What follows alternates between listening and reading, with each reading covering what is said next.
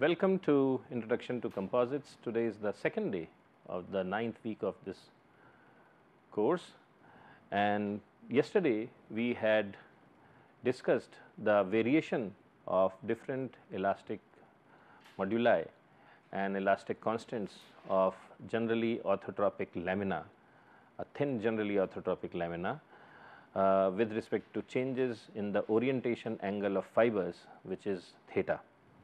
Okay. Now, what we had discussed is how Ex, Ey, nu xy, mx, my, gxy, all these elastic constants vary with respect to changes in the orientation of fibers with respect to the loading direction.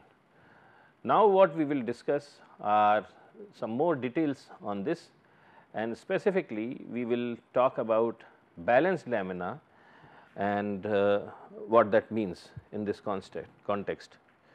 So, these are the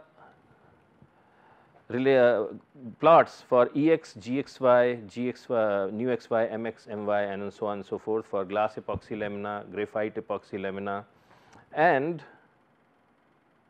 boron epoxy lamina. Okay. Now, what you observe something very significantly is that in these cases, for all these situations, Ex is not equal to Ey, because Ex at theta is equal to here, for instance, for this thing, when theta equals 0, Ex is equal to El, and when theta equals 90 degrees, Ex is equal to Et, and Ex in general is not equal to Ey, and we can also say that nu xy is not equal to nu yx, and all this is happening because El is not equal to Et and nu Lt is not equal to nu Tl.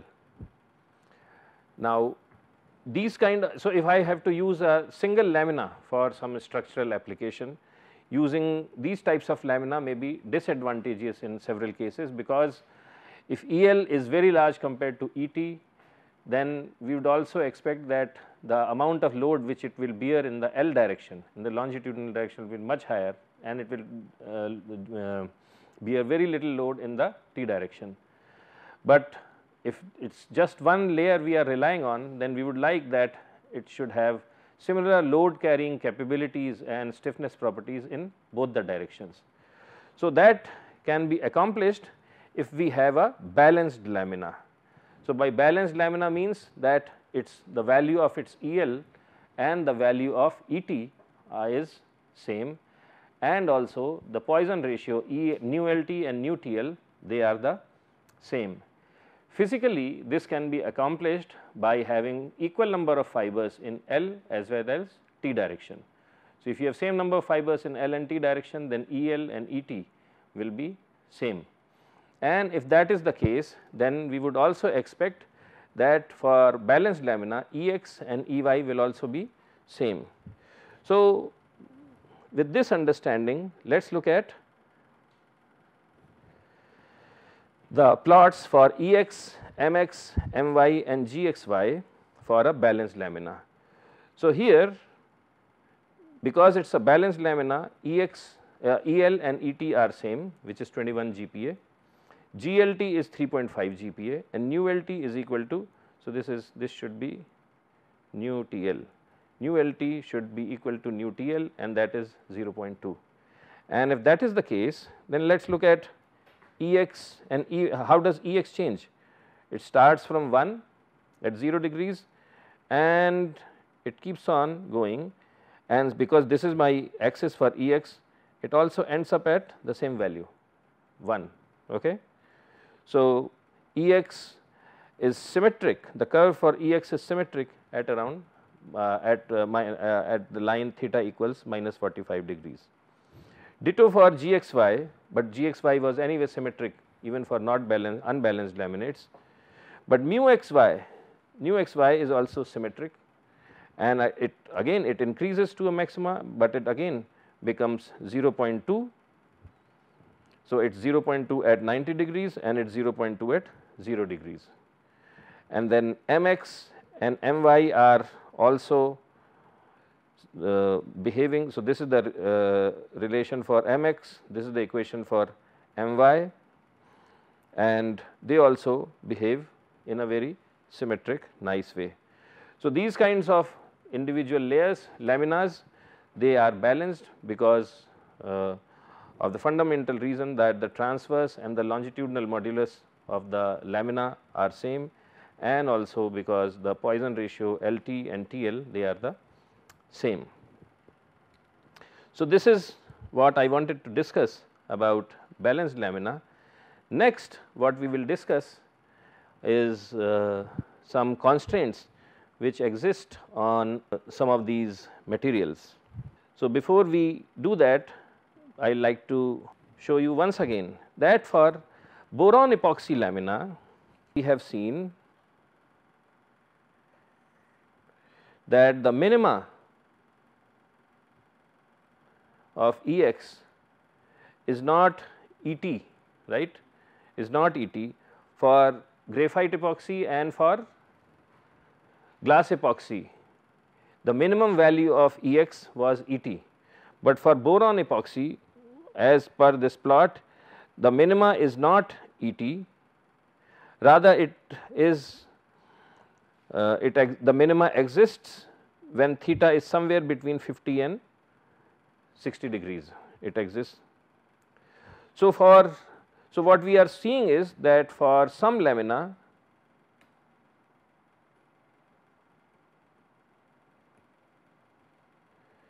Ex, so in this case, so e.g. boron epoxy, Ex can be less than Et, it can be less than Ct.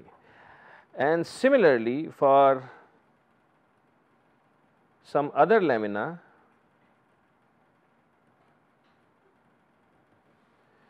Ex can exceed El and Et. Okay. So, for some lamina, at least in case of boron epoxy, we have seen that Ex, so Ex min, I am sorry, I should have written min, the minimum value of can be less than that of Et and El. And we can also construct some other lamina, special lamina with specific properties such that their max can exceed El and Et. So, when does this happen? This is what we are interested in. So, the question is,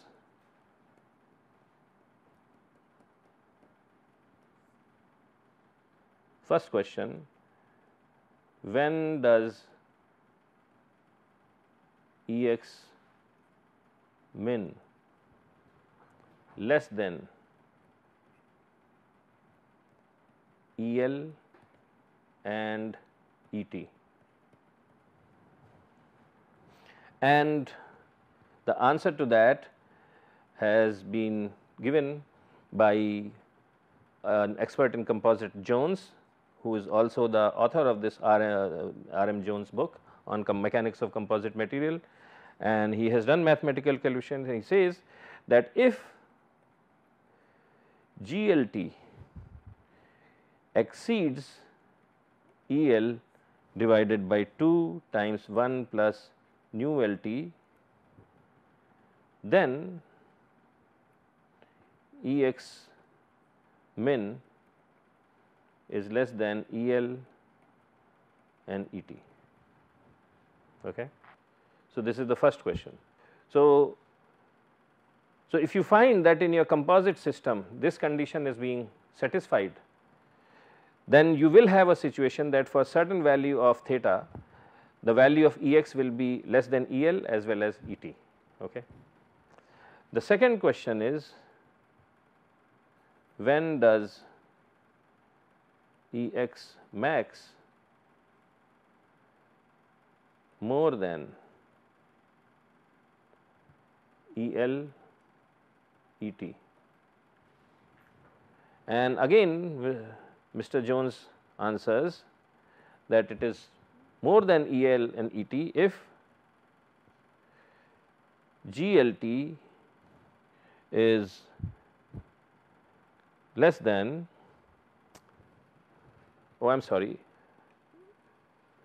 so this condition I specified incorrectly. If GLT is less than this, then this is less than this, and if GLT is more than EL divided by 2 times 1 plus nu LT, then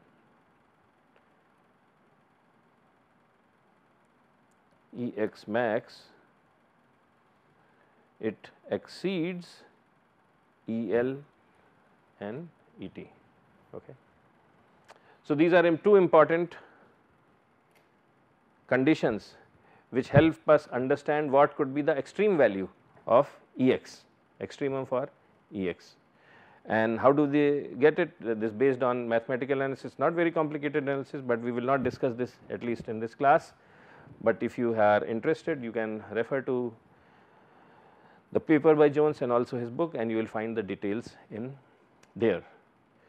So, this concludes our discussion for this particular topic. Now, what we will do is we will move on to the next topic, and that is about generalized Hooke's law.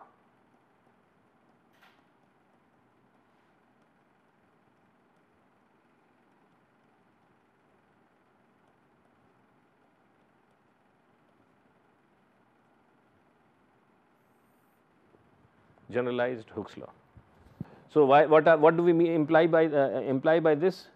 So, our conventional Hooke's law, which we have talked about, it says that for isotropic materials,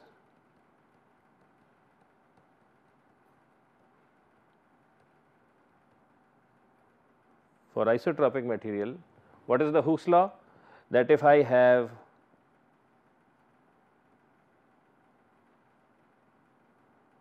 a bar and I apply a stress on it, and because of that it experiences a strain, then the Hooke's law says that stress by strain equals the Young's modulus, which is E. Okay. So, this is the Hooke's law for isotropic material, and similarly if it is in shear, then tau by gamma equals G, and then if the material is being compressed from all the sides, then pressure divided by volumetric strain is K, bulk modulus. And then, so this is for isotropic material. So, the question is, for anisotropic material, what we have discussed till so far is only for orthotropic material and anisotropic materials. It does a similar Hooke's law exist for a fully anisotropic material? That is what we are going to discuss. So, what we are going to discuss is generalized Hooke's law for anisotropic materials.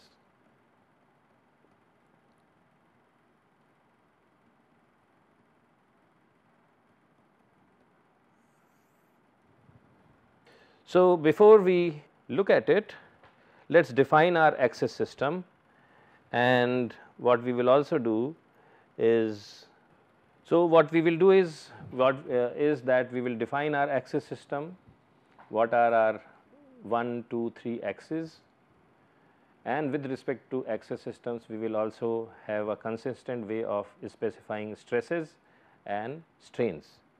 And using such a system, then we will then generate a generalized Hooke's law for anisotropic materials. Okay. So, this is the axis system which we use for stresses. So, you have a block of material, and this material can be fully anisotropic. So, it may have different properties in different directions. It need not be orthotropic or isotropic, because those are just special cases of an anisotropic material, and we will use a Cartesian system of reference. So, this is our axis number 1, this is our axis number 2, this is our axis number 3. All the stresses on this plane can experience 3 types of stresses: sigma 21, sigma 22 and sigma 23. So, the first index sigma 2 corresponds to the direction which is normal to this plane. Okay. So, this is direction of normal, and the second index is the direction of force, direction of applied force.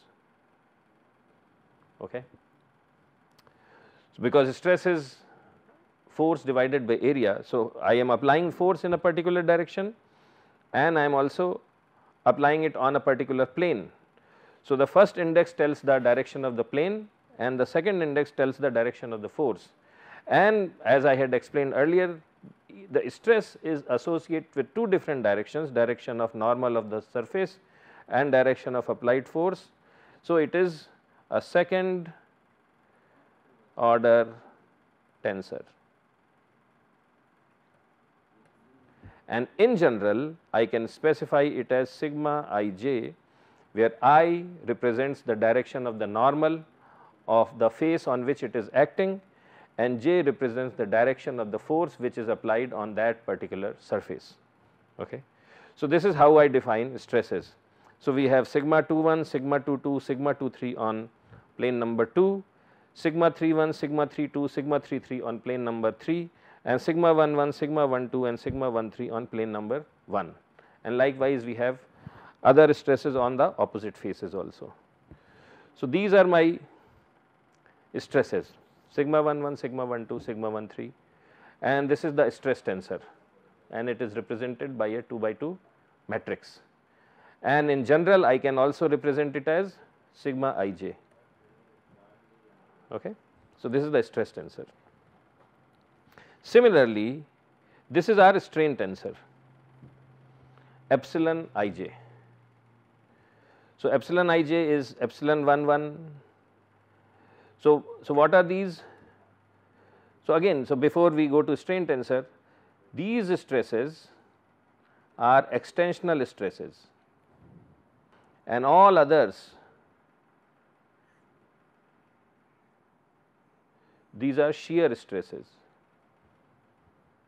because the direction of the normal and the direction of the applied force are not aligned with each other. Similarly, on the strain tensor, these are shear strains